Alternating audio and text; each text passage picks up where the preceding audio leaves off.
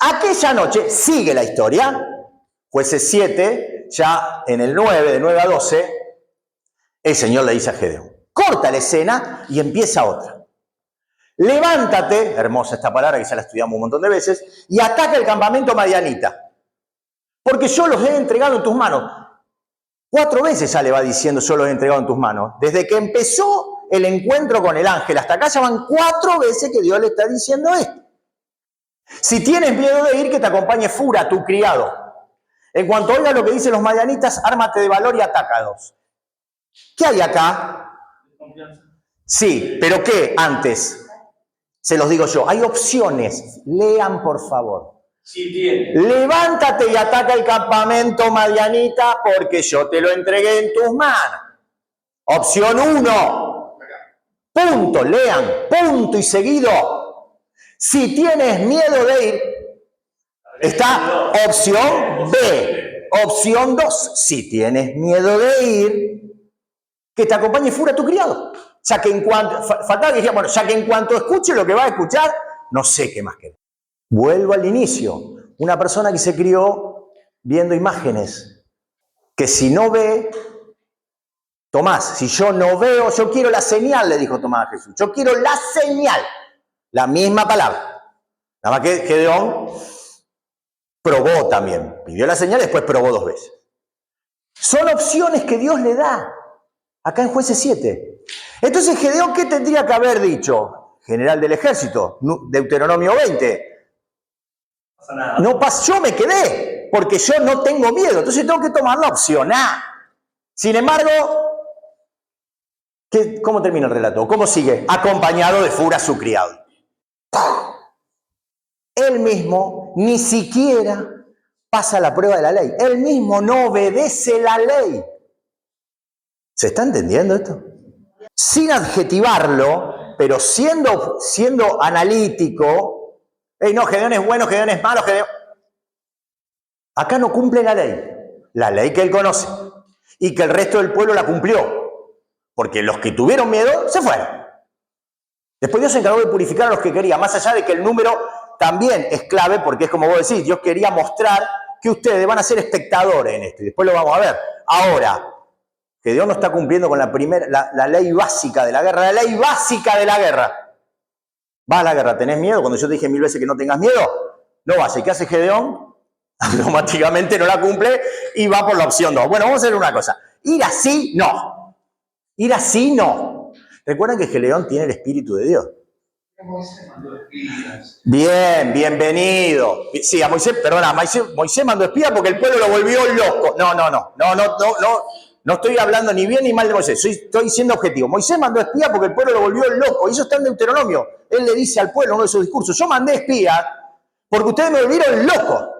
Y los tuve que mandar porque era, y hay que ver. Cuando Dios te había dicho, ante todos los patriarcas, le había dicho a él, mirá que esta es la tierra que yo le doy a tus antepasados, que se las doy a ustedes. No son situaciones iguales en absoluto. No estoy diciendo que Moisés, porque Moisés cuando Dios lo llama, ¿qué es lo primero que dice? Soy tartamudo, no puedo. Mira que yo me crié acá. No da hora para que yo le moje la oreja al faraón si me crío. Te lo estoy parafraseando. Está en otra imagen. Ahora, yo ahora pienso también, es lo mismo que le dijo a Josué. Yo he entregado en tu mano a Jericó, a su rey y sus varones de guerra. Es lo mismo. ¿Qué hace Gedeón? Vamos con Fu. Hasta el puesto de los avanzados, de la gente armada que estaba en el campamento, versículos 11 y 12, los madianitas, los amalecitas, los hijos del oriente se habían extendido por el valle. ¿Se acuerdan el valle? Era el valle de Jezreel, que estaba cerca de Siquem. Y eran como esa metáfora de la plaga de langostas. Y sus camellos eran tanto como la arena del mar. Entonces, ¿qué hacen? Imagínense, van de noche, o van antes de que oscurezca. Hay 3 guardias por turno nocturno, son de 4 horas cada guardia, y escucha... ¿Sí? A un centinela, Gedeón y Fura, escuchan a un centinela hablando. Nadie dice nada. Bien. He aquí yo soñé un sueño, le dice un centinela a su compañero. Yo me imagino el cambio de guardia, no sabe lo que me pasó. ¿Sí? El que venía, porque el que venía estaba durmiendo y relevaba al que estaba parado, ¿no? ¿Estamos de acuerdo? Usen la lógica. He aquí tuve un sueño, una torta de pan de cebada. ¿Por qué cebada? Porque la cebada es representativa. de la comida de los pobres. La cebada, cosa que el trigo no. El trigo es mucho más caro en esa época, estoy hablando, ¿no? Por eso dice, es un pan de cebada, ese pueblo pobre que ustedes lo empobrecieron, viene como una bola de boliche, como una bola de bowling, como un tsunami, eso es lo que está diciendo acá. Que rueda, imagínense, ¿sí? Hasta el campamento, hasta la tienda, la hiera y cae. ¿A qué carpa le da? A la carpa principal. Eso es lo que está diciendo acá. Sigo. Y su compañero le respondió y le dijo, esto no es otra cosa que, ¿qué? Que la espada de Gedeón. Es la espada de Gedeón. Varón de Israel, en su mano ha entregado Dios a Madián a todo su ejército. Lo primero que yo tengo que pensar es, ¿escuchó bien? Y si escuchó bien, ¿interpretó bien? Eso se los voy a dejar a ustedes en base a lo que venimos viendo. Ahora no lo vamos a hablar. Pero lo primero que tengo que preguntar es, ¿escuchó bien esto? Viste que a veces yo escucho lo que quiero y por consiguiente interpreto lo que se me da la gana. O peor, escucho lo que se me da la gana, interpreto lo que por consiguiente yo quiero. No lo sabemos acá. Tal vez hay un datito, pero es tal vez. Esto piénsenlo y analícenlo ustedes. Cuando Gedeón oyó el relato, fíjense que siempre es él. Él lo oye, él escucha, él interpreta. ¿Sí? Y su interpretación adoró. Vuelve al campamento y dice, levántense, levantaos, porque Jehová ha entregado el campamento de Madián en vuestras manos. Hay un dato de que parece que hay cordura, que él parece que lo que escucha con la realidad es. Pero bueno, nosotros estamos analizando toda su trazabilidad histórica.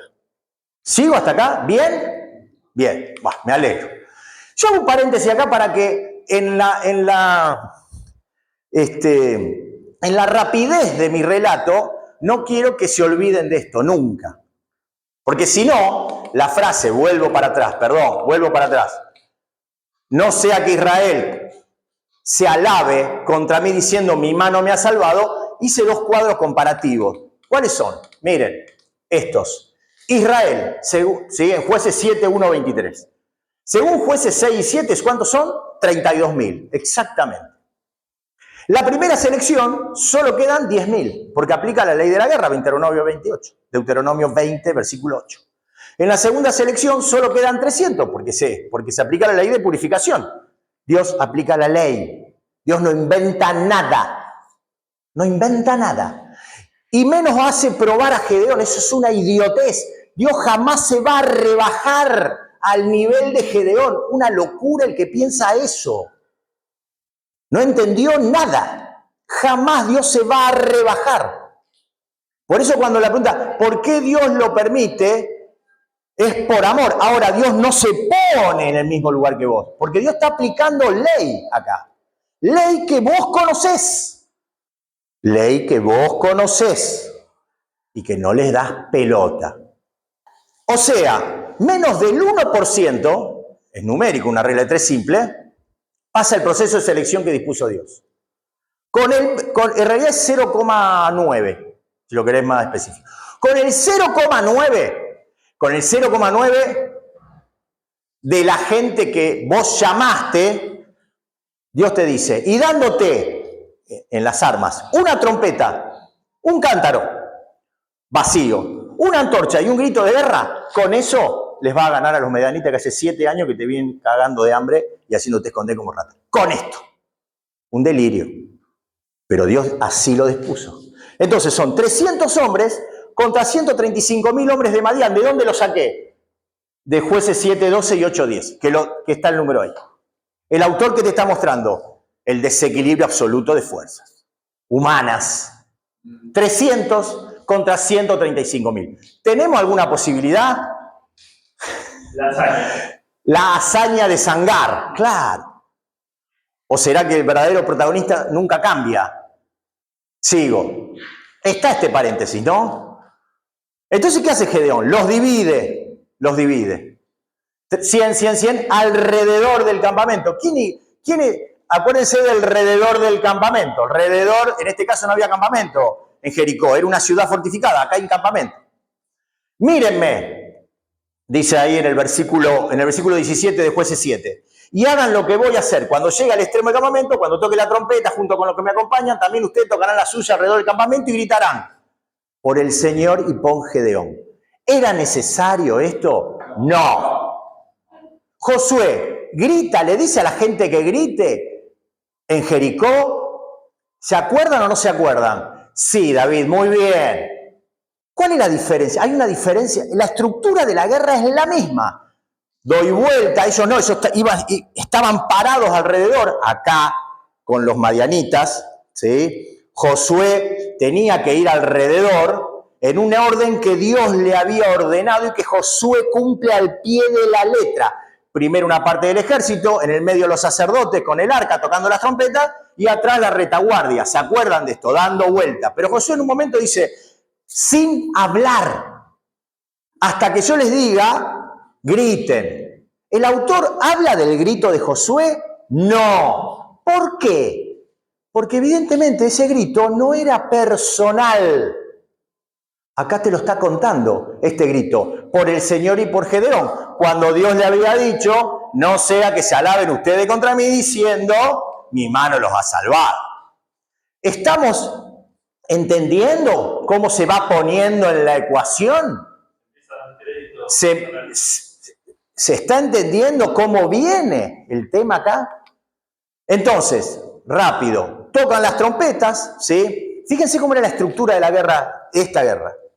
Obviamente que ellos están con la tea, están con la trompeta, ¿sí? La tea está tapando la antorcha, el cántaro está tapando la antorcha, la tea. Ellos rompen, lo leyeron, ¿no? Rompen el cántaro y todo se ilumina a la vez.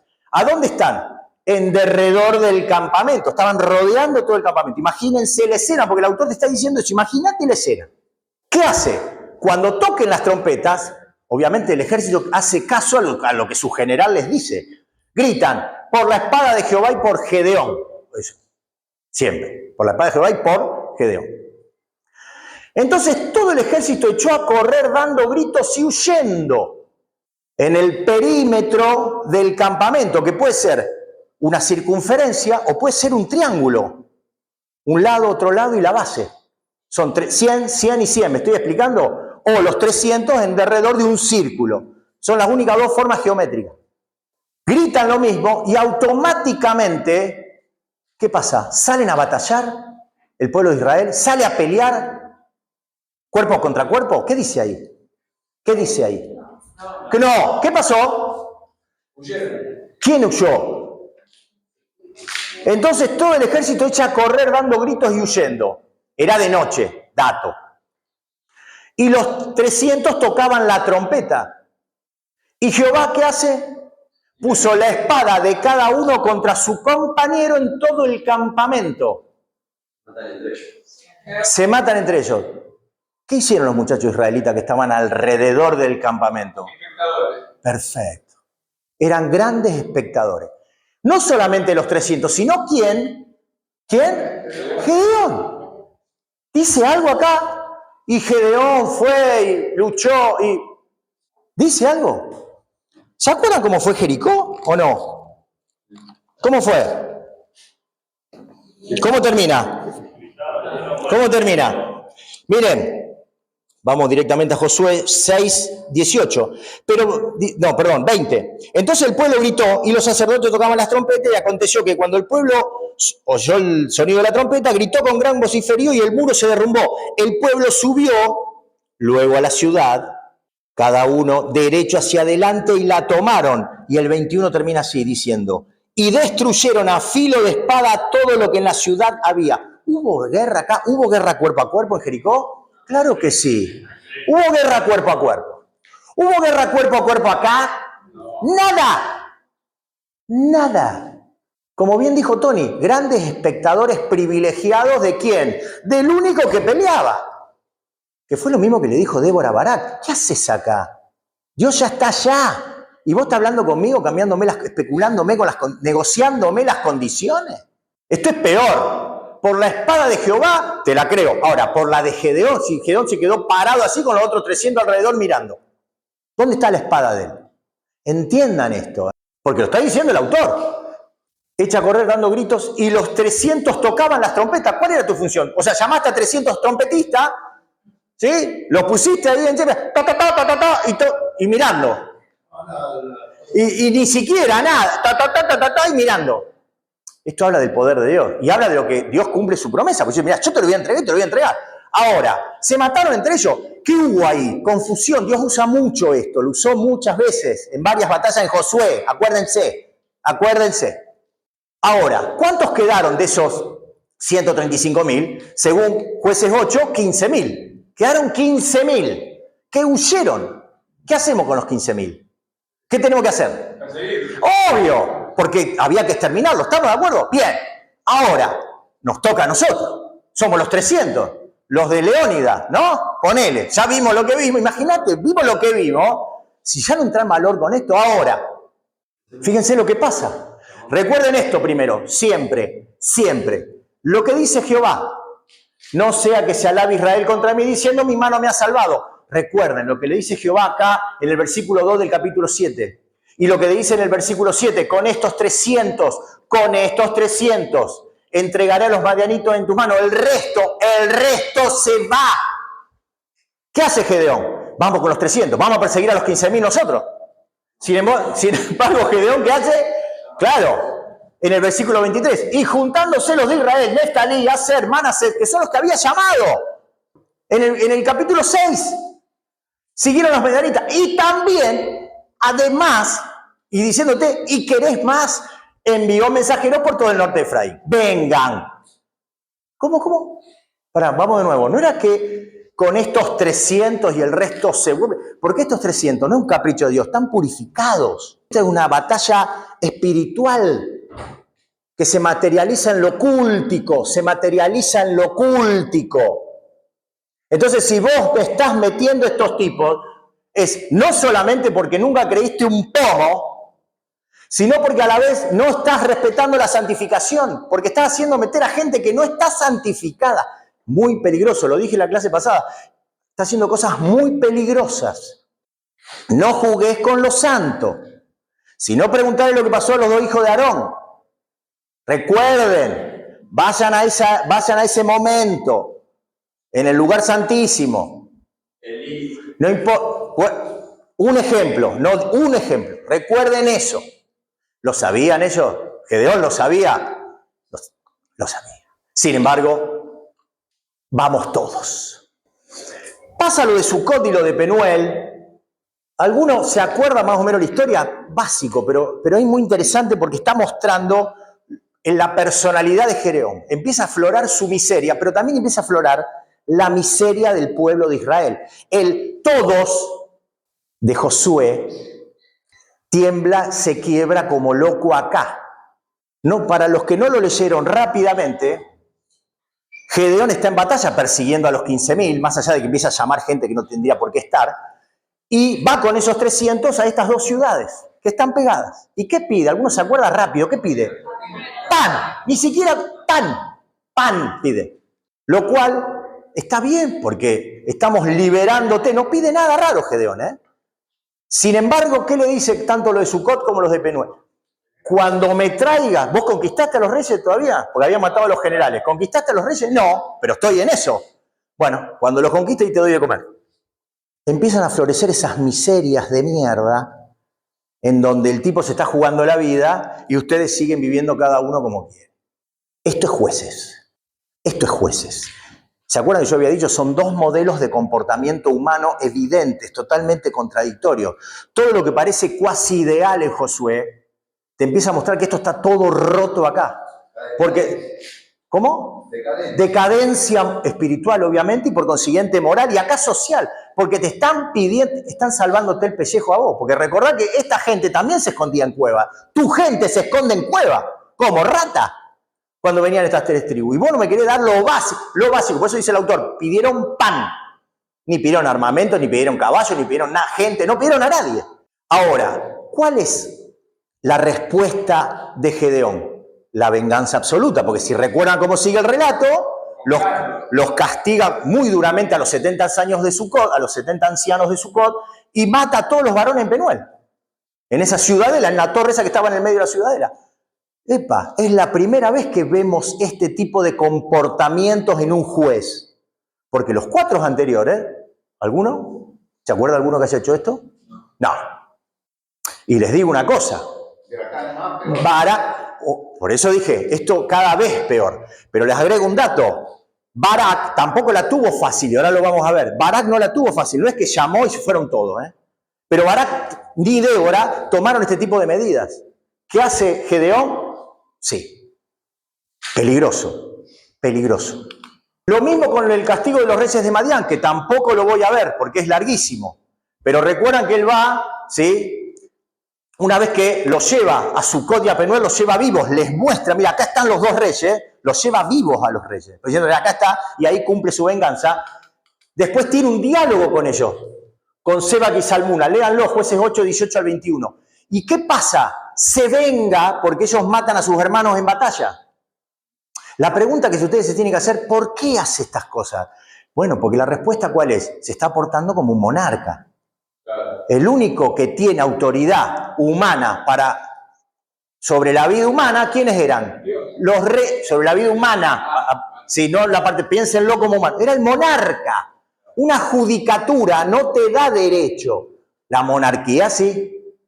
Él se está portando como un monarca. Primero vengándose de sus compatriotas.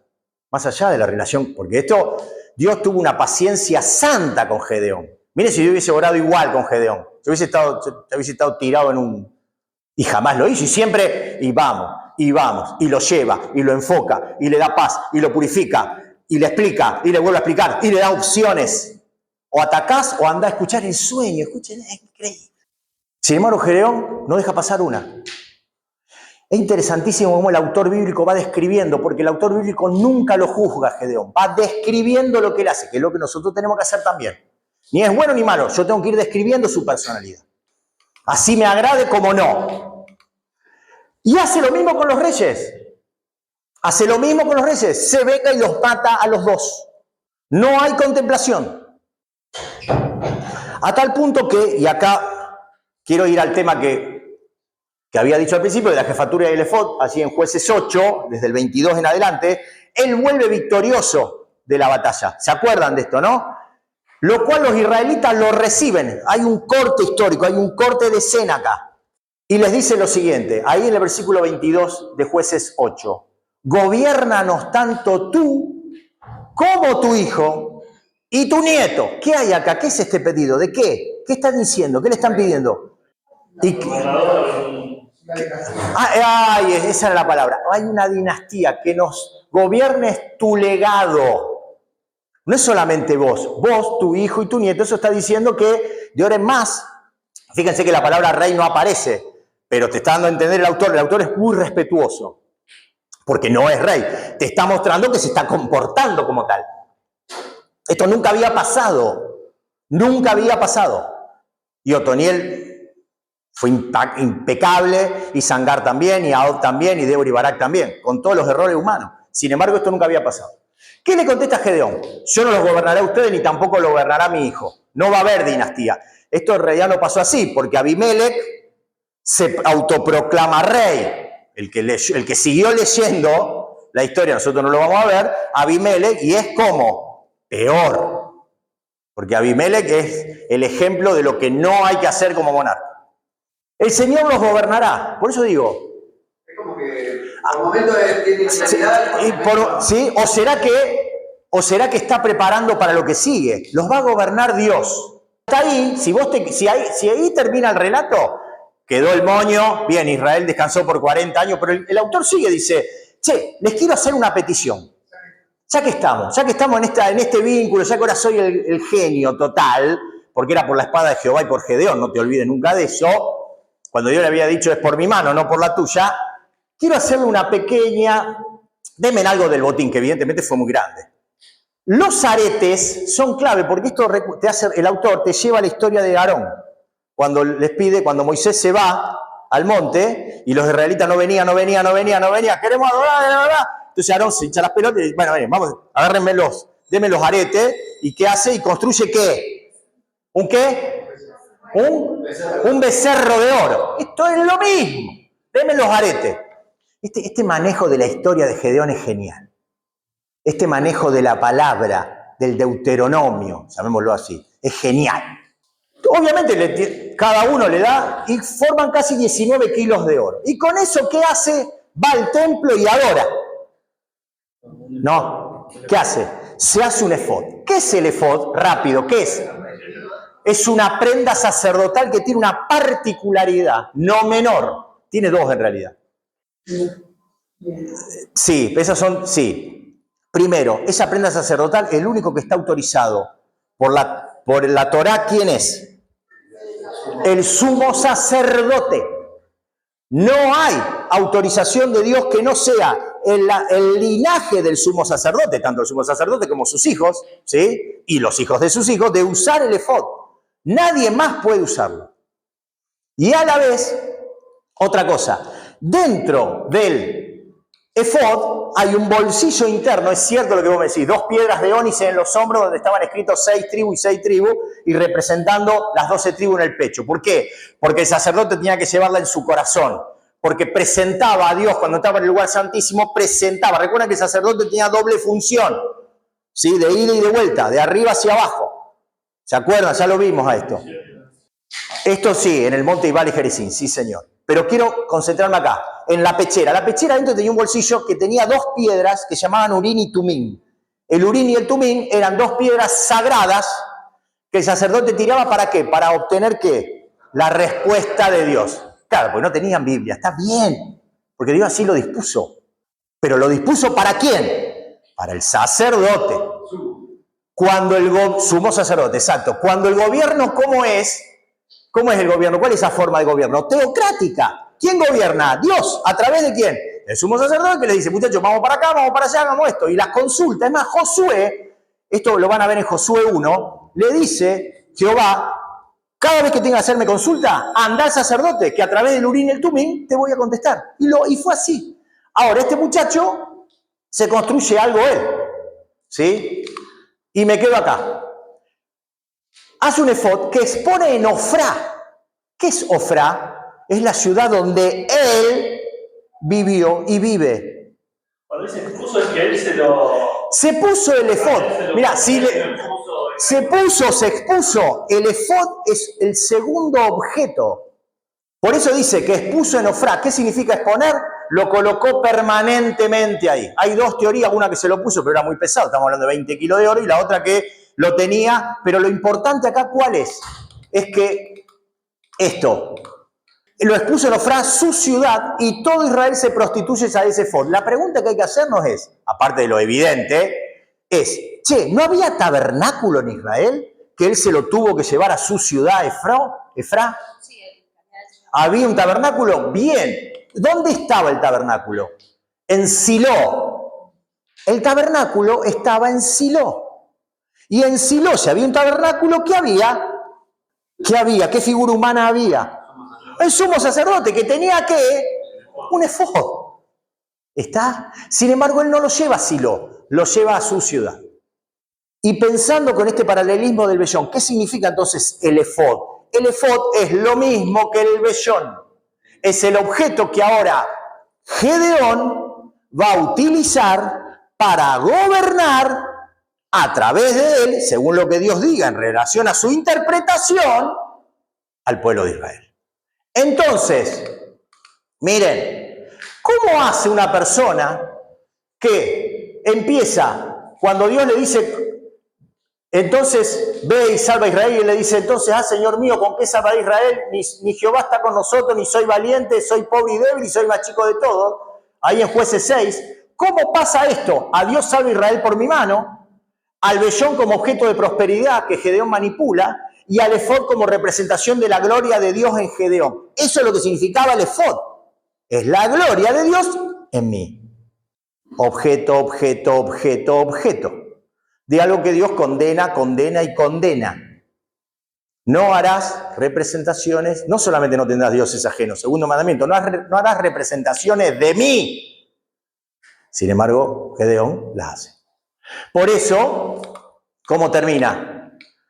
Israel se prostituye y sirvió de tropiezo, tanto a él como líder como a su familia. Entonces, la historia de Gedeón, que empieza en Ofrá, su ciudad, donde sus ciudadanos adoran ídolos, termina ¿dónde? Es circular, en el mismo lugar. ¿Pero cómo? Peor, porque ahora todo Israel allí le rinde culto al efod. Corrimos los Baales y la Asherá, ahora primero pusimos el vellón y ahora metemos el efod porque es más lindo y es de oro. El que había derribado el altar de Baal y Asherá hace un nuevo ídolo para toda la nación, lo dice el autor, Israel se prostituye, es la segunda vez que va a usar este término dentro, nunca había pasado, dentro de la vida de un juez, porque siempre como era, el juez muere y el pueblo se prostituye. Esta es la primera vez que va a pasar dentro de una judicatura. Por eso puse, por primera vez en el libro de jueces, un juez contribuye a la apostasía. ¿Se acuerdan que yo que había dicho, el que abandona se enajena? Bueno, él colabora en el abandono. Él vende al pueblo en relación a su identidad. ¿Cuál es la identidad que Dios quería para ese pueblo? Gente, pueblo santo. Ustedes me serán sacerdotes y gente santa, que es lo que Pedro repite después en el Nuevo Testamento. ¿Sí? Por eso dice, pero aconteció que cuando muere Gedeón, los hijos de Israel volvieron a prostituirse yendo a los Baales. Claro, porque ya, en que en realidad no es que se volvieron a prostituir, ya seguían. Lo hicieron con el efod, lo van a seguir con los Baales. Entonces, quiero terminar con esto, por favor. Si yo tengo que comparar a Gedeón, ya hablé de Gedeón en sí mismo. Ahora, si yo tengo que comparar a Gedeón con los otros jueces anteriores, digo esto. Esto se acuerdan que yo había dado una clase de esto, lo que era Otoniel, que él en 5 versículos, resuelve lo que este muchacho intentó hacerlo en 3 capítulos. Lo que Otoniel resolvió en 5 versículos, y hubo paz por 40 años, porque también tiene que ver el resultado de esto, lo que ahora resolvió en 18 versículos, y hubo paz por 80, lo que Sangar resolvió en un versículo, está bien, era un hecho aislado con los filisteos, y Débora lo resalta en su cántico, Gedeón lo resolvió en 100 versículos. Ahora, lo resolvió, si bien la tierra descansó 40 años, pero vuelvo otra vez, hizo de ellos un efod, el cual hizo guardar en sus ciudades, y todo el pueblo se prostituyó. ¿Se está entendiendo? Deprimente. Entonces, cuando vuelvo a Jueces 1, también entiendo por qué. Porque Gedeón no es acontextual, es parte del contexto y es un emergente de esa sociedad. No es ni más ni menos que a través de su liderato la representación moral de lo que es el pueblo de Israel. Por eso, y ahí te dejo, Vivi, cuando en Jueces 1.1, esta pregunta pedorra que dice, ¿cuál de las tribus debe ser la primera? Dios jamás hubiese contestado, así como no se rebajó con el vellón, ni tampoco con el efod, ni tampoco con la prueba esa que no existió nunca, porque Dios aplica la ley, que él mismo dijo a Moisés. Obviamente que esta pregunta nunca tenía que haber existido. ¿Cómo cuál? ¿Cómo cuál? Sin embargo, Dios jamás dijo eso. Dice, y el Señor contestó, y que vaya tal, la tribu de Judá, etcétera, etcétera. Amor puro. Por eso dije, con esa misma autoridad, es la misma autoridad que Jesús te dice, ama a tu prójimo como a ti mismo. Porque esto es amor puro y cumplimiento de pacto. Si acá no hay amor, cuéntenme dónde hay amor. Así todo, la miseria de Israel la representa Débora. Por eso dije antes, cuidado, porque Barak también la pasó mal. Fíjese en el cántico de Débora que nadie le da bola, pero es buenísimo. Yo dije, cuidado con ese cántico, porque primero dicen los exégetas que vino el cántico y después se escribió la historia. Miren lo que dice Débora, en la época de Barak, los israelitas bajaron los de Efraín, marcharon los de Benjamín, se unieron los de Maquir, los de Zabulón, los de Isaacar, los de Zabulón y Estarí para apoyar a Barak. Pero, dice ella, los de Rubén prefirieron quedarse a cuidar las ovejas que acompañarnos en la batalla. Lo dice Débora. Recaliente, porque el canto era una denuncia también, la forma de expresión más pura que tenía si no, fíjense los salmos. Exacto. Los que Dan y Aser, exactamente, los que las tribus del otro lado del Jordán se quedaron en sus tierras, los de Dan y Aser se quedaron en sus puertos, rascándose los huevos. Eso es lo que está diciendo acá. Pasa que no existía esa frase en esa época. Está diciendo eso. Todos los que hablaron al pedo, Débora te lo está mostrando y te lo está separando y da nombres. Ustedes sí, ustedes no. Ustedes sí, ustedes no. Esto habla de lo que era Israel. A tal punto que Dios castigue la ciudad de Meroz, que era una de las ciudades de Neftalí, que no quiso ir. Pide castigo de Dios. Fíjense la calentura que tenía Débora. Esto se lo hicieron a Barak. como también se lo hicieron a Gedeón. Entonces, ahí es donde te muestra cuál es nuestra miseria, o la miseria del pueblo. No me meto, son joyas homiléticas de las cuales no me meto, pero que están a flor de piel, y te está mostrando una situación, el cada vez peor. Por eso digo, ¿qué tan malo? ¿Qué tan malo? Bueno, acá tenés lo malo. Ese famoso ejemplo del círculo retributivo que yo les había contado. Bien, así termina esta historia. ¿Sí? Por eso, como dice el salmista, mejor es confiar en Jehová que confiar en el hombre. Cuando confiaste en el hombre, hiciste cagada. Y cuando el hombre confía en su propia imagen, hace más cagada. ¿Se entendió? Tuve que resumir, porque es mucha la historia de Gedeón, es muy rica, es muy interesante, pero tiene un montón de tesoros homiléticos de los cuales a nosotros no nos interesa, pero también teológicos, prácticos y académicos, que son los que nos van formando la personalidad de este muchacho, a tal punto que lo que viene es mucho peor.